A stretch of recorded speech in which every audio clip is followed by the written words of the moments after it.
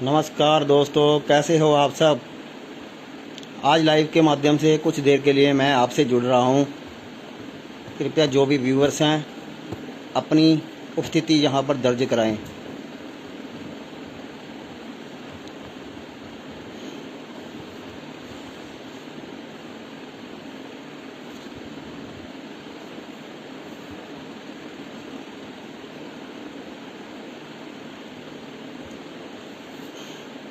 दोस्तों, आज हम डिप्रेशन पर चर्चा करेंगे।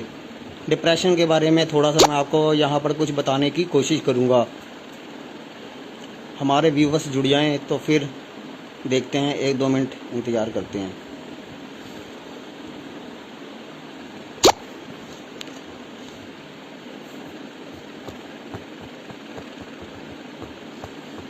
हेलो फ्रेंड्स, जो ऑनलाइन है कृपया मैसेज ज़रूर करें। क्या आप सभी को मेरी आवाज़ आ रही है?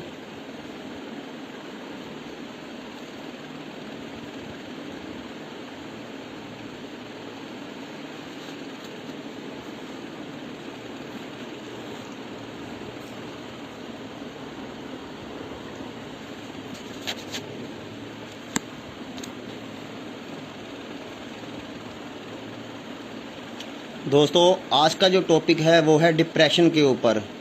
डिप्रेशन हमें क्यों होता है? आप सभी जानते हो कि डिप्रेशन का मुख्य जो कारक होता है वो चंद्रमा होता है, क्योंकि मन से ही डिप्रेशन आता है। जब हमारा मन पीड़ित होता है तो डिप्रेशन होने के चांस बढ़ जाते हैं। डिप्रेशन, एंजाइटी जो है हमें चंद्रमा के द्वारा फील होता है।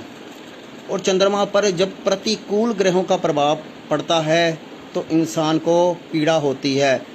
अब चंद्रमा पर प्रतिकूल प्रभाव सबसे पहले डालता है शनि, क्योंकि कर्क राशि से ओपोजिट साइन शनि का होता है। तो शनि और चंद्रमा का योग भी मन पर विपरीत प्रभाव डालता है। लेकिन क्या चंद्र शनि के योग से भी इंसान को डिप्रेशन हो जाता है? दोस्तों, मुश्किल है। चंद्र शनि के योग से भी इंसान को पूरी तरह डिप्रेशन नहीं होता। कई बार ऐसा इंसान चंद्र शनि के योग के कारण ही उसके अंदर अद्भुत कल्पना शक्ति या विश्लेषण करने की शक्ति आ जाती है, जो डिप्रेशन से उसको बाहर ले जाती है। डिप्रेशन के लिए दोस्तों सबसे जो मुख्य है, 8वां घर जब तक नहीं जुड़ेगा इंसान को पीड़ा नहीं होगी। 8वां घर जो है पीड़ा का है। 8वें घर के साथ जब चंद्र शनि का संबंध बनेगा तो ऐसे इंसान के मन में पीड़ा होगी, वो कोई ना कोई गलत निर्णय लेगा। यहाँ पर चंद्र और बुध के बीच में अगर आपसी तालमेल नहीं बनता तो भी डिप्रेशन का कारण बनता है, क्योंकि चंद्रमा हमारा मन है और बुध हमारी बुद्धि है। जब मन और बुद्धि के बीच में संतुलन नहीं बनता तो वो भी डिप्रेशन देता है। और इसी कारण जब चौथे घर में भी बुध बैठता है, जो चंद्रमा का घर होता है, कर्क राशि चौथे घर में आती है, तो वहाँ पर भी बुध बैठता है तो मन में अजीब सी बेचैनी रहती है ऐसे इंसानों के अंदर में।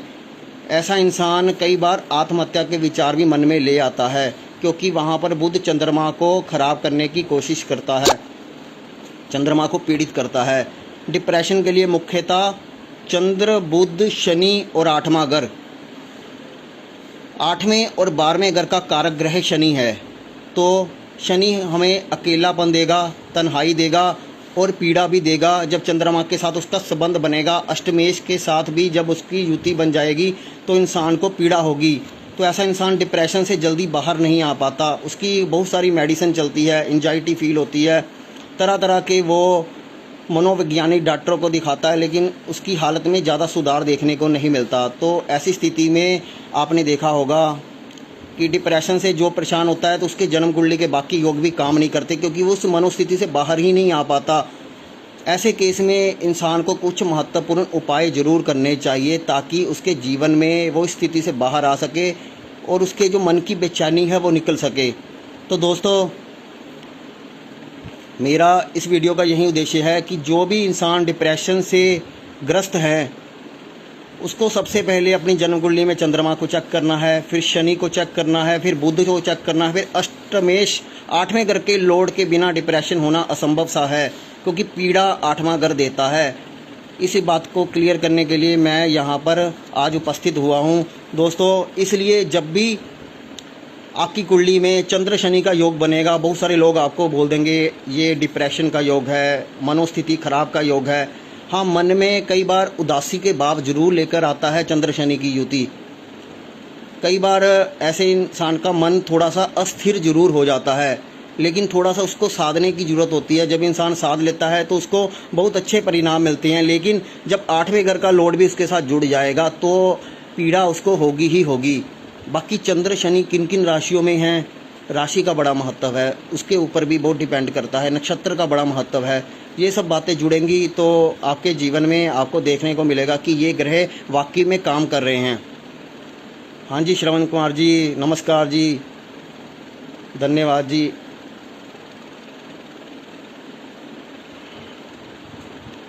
तो दोस्तों, इस प्रकार से जब डिप्रेशन होता है तो मन पर प्रतिकूल प्रभाव पड़ता है। चंद्र और बुध का आपसी तालमेल नहीं बन पाता और हमारा आत्मबल है वो कमज़ोर हो जाता है। सूर्य भी ऑटोमेटिकली डाउन हो जाता है। जिस इंसान को डिप्रेशन होगा उसका सूर्य ऑटोमेटिक डाउन हो जाएगा, अमावस की स्थिति अपने आप ही बन जाएगी। तो ये सब बातों के लिए इंसान को चंद्र को मजबूत करने की ज़रूरत है। सबसे पहले तो आप सभी समझते हैं कि जब प्रतिकूल प्रभाव पड़ता है तो शिव आराधना श्रेष्ठकर मानी जाती है। शिव आराधना करोगे तो आपके मन से जो बुरे विचार है वो निकलेंगे। मन के अंदर जो विष आपके चला गया है तो विष को निकालने के लिए भी आपको कहीं ना कहीं रुद्राभिषेक भी जरूर करवाना चाहिए। रुद्राभिषेक से आपके चंद्र और शनि के बीच में जो भी विष उत्पन्न हुआ है वो निकल जाता है। जो मैंने पोस्ट के माध्यम से आपको एक उपाय बताया था कि दतूरा जो है राहु की वस्तु है, विषैली वस्तु है, और अगर कहीं ना कहीं हम शिव भगवान पर दतूरा भी अर्पित करते रहते हैं तो कहीं ना कहीं आपके मन पर जो प्रतिकूल प्रभाव पड़ रहा होता है उससे भी काफ़ी हद तक निजात मिल जाती है। इन सब के अलावा दोस्तों, इन सब के अलावा आपको वास्तु से भी इसका समाधान करना पड़ेगा। हाँ जी बिट्टू नारंग जी, नमस्कार जी। अनूप बंसल जी, हाँ जी नमस्कार जी। आप सभी का स्वागत है हमारे चैनल पर। तो दोस्तों, मैंने आपको उपाय के संदर्भ में बताया कि शिव आराधना महत्वपूर्ण है, रुद्राभिषेक करना चाहिए। ये मोस्टली सभी लोग जानते ही हैं, क्योंकि जब तक हम शिव भगवान की शरण में नहीं जाएंगे तब तक हमारा ये योग टूटेगा नहीं। हमें अपने मन से पूरी तरह से अपने आप को समर्पित करना होगा। जब तक ये भाव नहीं आएंगे तब तक आपकी मनोस्थिति ऐसी बनेगी नहीं, आप कुछ कर नहीं पाओगे। तो दोस्तों, वास्तु के संदर्भ में बात करते हैं। वास्तु के संदर्भ में जब भी आपको डिप्रेशन की समस्या आए तो आपको सबसे पहले नॉर्थ वेस्ट दिशा भी देखनी है। अगर आपके घर की नॉर्थ वेस्ट दिशा इनबैलेंस है तो इन डिप्रेशन आने के योग बहुत सारे बन जाते हैं।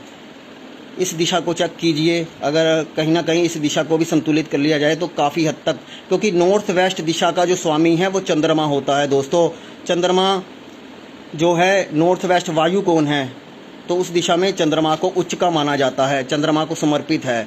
जब वो दिशा संतुलित होगी तो आपके माइंड में हल्कापन आपको देखने को मिलेगा। आपके मन में एक बहुत ज़्यादा आपको देखोगे कि जो भारीपन है वो महसूस नहीं करोगे अब जब आपका नॉर्थ वेस्ट एरिया सही होगा।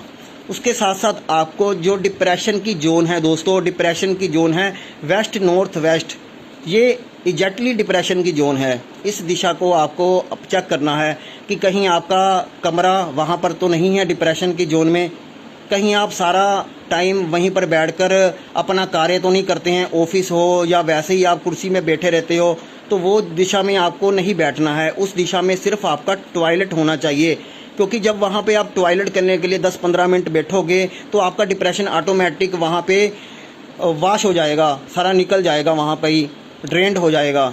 तो इस प्रकार से वो जोन को भी आपको देखना ज़रूरी है। और दोस्तों, मन में खुशी लाने के लिए, खुशी के भाव उत्पन्न करने के लिए आपके घर की ईस्ट नॉर्थ ईस्ट दिशा, जो खुशी हैप्पीनेस जॉय की दिशा मानी जाती है, उस दिशा का संतुलित होना बहुत ज़्यादा ज़रूरी है।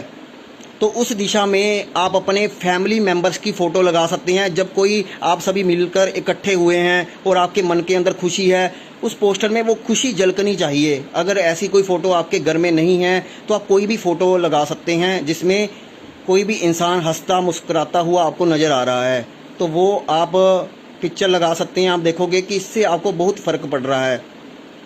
तो ये 3 कार्य करने से, सिर्फ वास्तु के 3 उपाय करने से ही आपके डिप्रेशन में काफ़ी ज़्यादा आपको फ़र्क देखने को मिलेगा। दोस्तों, कृपया हमारे पेज को शेयर ज़रूर करते रहें ताकि ये महत्वपूर्ण जानकारी लोगों को पहुंचती रहे। और आप कोई क्वेरी पूछना चाहते हैं तो पूछ सकते हैं। जो भी इंसान शेयर करेगा उसके नाम के आगे शेयर का ऑप्शन आएगा, उसकी क्वेरी को मैं लेने की कोशिश करूँगा। तो दोस्तों इस प्रकार से डिप्रेशन जो है उससे निकलना वाकई में मुश्किल होता है। जो लोग इसके जाल में फंस जाते हैं वो ही जान पाते हैं कि इस मनोस्थिति में क्या इंसान को दिक्कत आती है। दूसरे के लिए कहना आसान होता है, लेकिन फिर भी कहीं ना कहीं हमें अपना कर्म तो करना ही पड़ता है। कर्म के लिए मैंने आपको बता दिया, पहले तो आपका गर्भे वास्तु सही होना ज़रूरी है, फिर आपके चंद्र शनि को सही करना ज़रूरी है। तब ये दो चीज़ें अगर बैलेंस हो जाएगी तो बहुत अच्छे परिणाम मिलेंगे। उसके बाद जो हमारी बुद्धि अगर चलेगी सही दिशा में तो बुद्ध का भी सही होना ज़रूरी है। तो बहुत सारी दिशाएं हैं, लेकिन महत्वपूर्ण रूप से मैंने जो 3-4 आपको पॉइंट बताए हैं उसी को ही ठीक कर लिया जाए तो उसमें भी आप काफ़ी हद तक रिकवरी कर लोगे। तो ये रिकवरी अगर आपकी होती है तो आप देखोगे कि बहुत ज़्यादा जीवन में परिवर्तन देखने को मिलेगा। हाँ जी, जुगेश शर्मा जी, धन्यवाद जी, बहुत बहुत धन्यवाद आपका।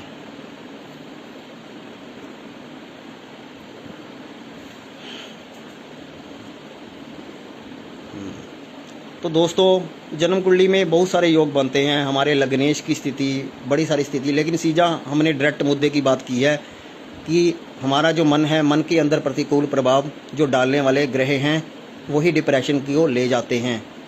डिप्रेशन कई तरीके से हो सकता है। कुछ लोग जो प्यार में पड़ जाते हैं वो भी डिप्रेशन के शिकार हो जाते हैं। फिर वहाँ पर शुक्र का रोल आ जाता है, चंद्रमा पर कहीं ना कहीं शुक्र का भी कुछ ना कुछ इफेक्ट जरूर आपको देखने को मिलेगा, क्योंकि शुक्र आकर्षण का कारक है। चंद्रमा वैसे प्रेम का कारक होता है, लेकिन हम शुक्र को भी प्रेम का कारक के रूप में ले लेते हैं, क्योंकि सबसे पहले जो है चंद्रमा ने ही प्यार किया था। अगर आप पौराणिक कथाओं को देखेंगे तो चंद्रमा ने सबसे पहले प्यार किया था, इसलिए प्यार के लिए हम चंद्रमा को देखते हैं। शुक्र आकर्षण, सौंदर्य, इन चीज़ों के लिए देखा जाता है।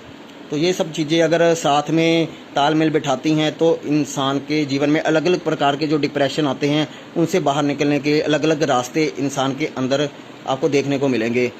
लेकिन मुख्य तौर पर अगर आपने अपने घर का वास्तु जो 3 दिशाएं मैंने बताई हैं वो ही ठीक कर ली तो काफ़ी हद तक आप डिप्रेशन से बचे रहोगे। वो पीरियड आने पर भी आप डिप्रेशन से बचे रहोगे। तो पहली दिशा है नॉर्थ वेस्ट, दूसरी दिशा है वेस्ट नॉर्थ वेस्ट, तीसरी दिशा है ईस्ट नॉर्थ ईस्ट।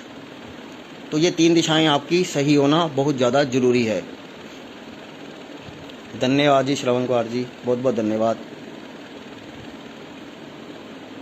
बहुत अच्छे अच्छे विद्वान आज हमारे बीच में जुड़ रहे हैं जो ज्योतिष के अच्छे जानकार भी हैं। बहुत बहुत धन्यवाद आप सभी का। दोस्तों किसी की क्वेरी है तो पूछ सकता है। अभी मैं 5 मिनट और लाइव हूँ, अगर कोई नहीं आ रहा तो फिर हम टॉपिक को विराम देंगे। कृपया पेज को शेयर ज़रूर कर दें। जो भी लोग हमारे साथ दिल से जुड़े हैं, कृपया आप सभी से गुजारिश है, कृपया पेज को शेयर ज़रूर करें।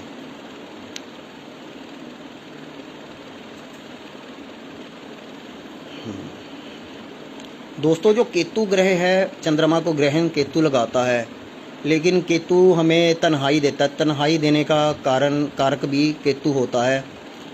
वो भी एक तरह से कई बार जैसे इंसान बहुत अकेला हो जाता है, उसके घर के मतलब लोग उसका साथ नहीं देते, परिवार से अलग हो जाता है या अकेला रह जाता है इंसान, तब वो केतु ग्रह भी भूमिका निभा देता है कई बार डिप्रेशन में। तो अलग अलग जो इंसान की प्रॉब्लम है, डिप्रेशन के कारक अलग अलग बनते जाएंगे, लेकिन मेन कारक है कि 8वां घर जुड़ना चाहिए। 8वां घर पीड़ा देने का काम 8वें घर का है और सबसे दूर ले जाने का कार्य 12वें घर का है। 8 और 12 का संबंध जब चंद्रमा से बनेगा तो इंसान डिप्रेशन में जाएगा। जन्म कुंडली में हमें बस इतना ही देखने की ज़रूरत है, बाकी ऑटोमेटिक आप उसके उपाय अपनी प्रॉब्लम के अनुसार कर सकते हैं, तो उसके हिसाब से इंसान डिप्रेशन से बाहर आ जाएगा।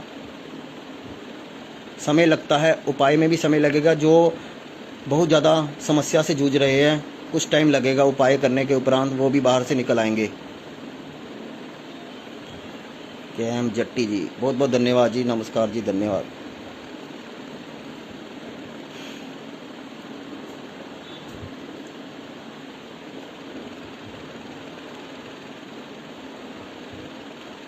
तो दोस्तों इस प्रकार से हमने जाना डिप्रेशन के मुख्य कारक जन्म कुंडली में और वास्तु में किस प्रकार से बनते हैं। इन 2 तथ्यों को ही अगर हम ठीक कर लेते हैं तो काफ़ी हद तक समस्याएं हमारी दूर हो जाएंगी। तो धन्यवाद दोस्तों, आज का टॉपिक यहीं विराम देते हैं। आज कोई क्वेरी नहीं आई तो ठीक है। इस टॉपिक को यहीं विराम देते हैं। बहुत बहुत धन्यवाद आप सभी का। नमस्कार।